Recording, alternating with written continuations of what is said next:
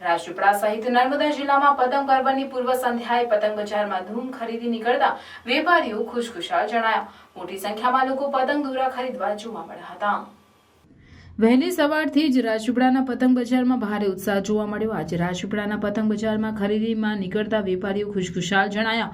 વેપારીઓના જણાવ્યા અનુસાર આ વર્ષે રાજપીપળાના પતંગ બજારમાં અવનવી પતંગોનો નવો માલ ખડકાયો છે. પતંગ બજારમાં દોરી, પતંગનો એસેસરી સામાન, ગોગલ્સ, ટોપી, પીપુડા, માસ્ક, બાવલા વગેરેનું પણ ધૂમ વેચાણ થઈ રહ્યું છે. એ ઉપરાંત ચાલુ સાલે ચાઇનીઝ દોરી ઉપરાંત કાચવાળા દોરા માંજવા ઉપર પ્રતિબંધ મુકાયો હોવાથી દોરા માંજવાવાળા કારીગરોએ પણ સરકારના નિયમોનું પાલન કરી સરકારના નિર્ણયને આવકારી કાચ વગર દોરા માંજવાનું શરૂ કરતા આમ આખી રાત દોરા માંજવા માટે ચરખા ધમધમતા ફરી રહ્યા હતા. રાજપીપળાના પતંગ બજારમાં જાત જાતના વેરાયટીવાળા પતંગોની ધૂમ ખરીદી થતા વેપારીઓ ખુશ જણાયા હતા. 100 રૂપિયામાંથી મળીને 150 કોડીના પતંગો મળ્યા છે. આવતીકાલે ઉત્તરાયણ અને વાસી ઉત્તરાયણની રજા હોવાથી પતંગ રસિયાઓ આજે સવારથી પતંગો ખરીદવા અને દોરા માંજવા જોવા મળતા બજારમાં ભારે ભીડ જોવા મળી હતી.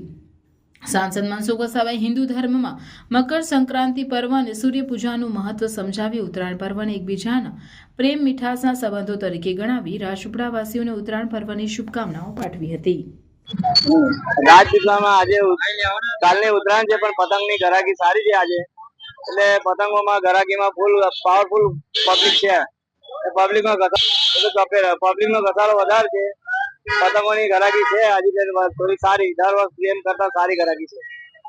ખંભાતીની છે, ખંભાતીનો માલ સારો જે આવે છે. બરોડા પંજાબી આવે છે. અમારે વેરાયટીમાં છે 2025માં છે આઈ લવ ઇન્ડિયા છે, ઇન્ડિયા છે ને રમકડા છે, બીજા બધા પ્લાસ્ટિકમાં વેરાયટી છે. કોડીનો ભાવ 100 રૂપિયાથી ચાલુ થાય છે અમારે, તો 200-300 રૂપિયા લાગે. આજની ઘરાકી છે કાલથી વધારે ઘરાકી, આજે સાંજની ઘરાકી વધારે થશે. માછી વિનોદભાઈ સોમાભાઈ, લીમડા ચોક, રાજપીપળા. સરકારે ચાઇનીઝ દોરી પર પ્રતિબંધ રાખેલ છે, એ અમારી માટે બહુ સારું છે ને અમે આ જાતે દોરી સૂચીએ છીએ. એમાં વગર કાચે જે નિયમ કર્યો છે તે બહુ જબરજસ્ત કર્યો છે. એનાથી પક્ષીઓ ને કશી બી વસ્તુ, કોઈ બી જાનવર કોઈના ગળા કપાય ના, ને અમે ખાલી સરસ ને બીજું કે કલર ને બીજા બધા. અત્યાર સુધી ચાઇનીઝ દોરી ચાલતી હતી, સરકારે એની પર પ્રતિબંધ કર્યો ને એ બહુ સારું વસ્તુ છે. કોઈની ગળું કપાય ના, સોર ના લાગે, કશું નહીં.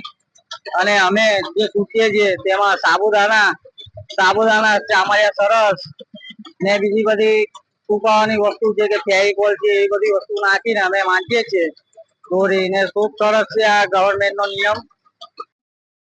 હિન્દુ સંસ્કૃતિમાં સૂર્ય ઉપાસનાનું પણ ખૂબ જ આ એક સારું મહત્વ છે. સૂર્ય ઉપાસના ઘણા બધા લોકો ઉપાસના કરે છે.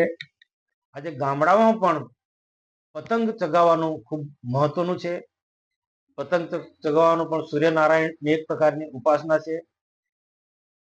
પતંગ ચગાવવાથી આકાશમાં જેમ પતંગ ઉડે એ તરફ દ્રષ્ટિ જાય એટલે સૂર્ય ભગવાનને અને આંખો વચ્ચે જે દર્શન થાય સૂર્યનારાયણ ભગવાનના, એનાથી આંખોનું તેજ પણ વધે છે. એ આધ્યાત્મિક રીતના છે. તો આજે શહેરોની જેમ ગામડામાં પણ લોકો પતંગ ચગાવવાનું મહત્વ સમજીને ગામડામાં પણ મહત્વ ને ધ્યાનમાં રાખીને પતંગ ચગાવી રહ્યા છે.